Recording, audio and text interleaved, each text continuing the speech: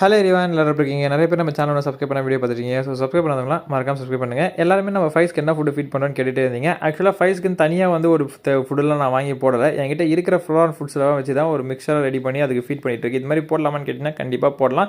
So இந்த மாதிரி வந்து மாலி ஃப்ரைஸோ பிளாட்டி ஃப்ரைஸோ கப்பி ஃப்ரைஸோ இது எல்லாமே வந்து நமக்கு தொந்தரவே கிடையாது. இதுக்கு லைவ் கல்ச்சர் எதுவுமே கொடுக்கணுன்ற அவசியமே கிடையாது.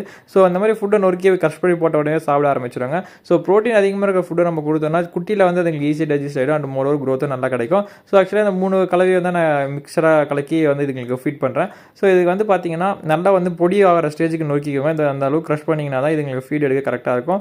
ரொம்ப வந்து பவுடர் பண்ணிட்டீங்கன்னா அது நல்லா வந்து தண்ணி மேலே மிதக்க ஆரம்பிச்சிடும். இது அடியிலையும் போகணும். அந்த மாதிரி நீங்கள் நொறுக்கி போட்டால் தான் கரெக்டாக குட்டிங்க வந்து இன்டேக் பண்ண கரெக்டாக இருக்கும். ஸோ இந்த வீடியோவில் பார்த்தீங்கன்னா உங்களுக்கே தெரிஞ்சிருக்கும் இந்த குட்டிங்களாம் எவ்வளோ இந்த ஃபுட்ஸ் எல்லாம் விரும்பி சாப்பிடுன்னு சொல்லிட்டு. இதை தான் நான் ஒரு வாரமாக ஃபீட் பண்ணிட்டு இருக்கேன். நல்ல ஒரு ரிசல்ட்ஸ் கிடச்சிருக்கு அண்ட் க்ரோத்தும் நல்லாவே ஒரு சூப்பர் ஃபாஸ்ட்டாக இருக்குது. இதுக்கான ஃபுல் வீடியோ பார்க்கணும்னு நினச்சிங்கன்னா கீழே ப்ளே பட்டன் கொடுக்குறேன். ஃபுல் வீடியோ பார்த்து என்ஜாய் பண்ணுங்கள்.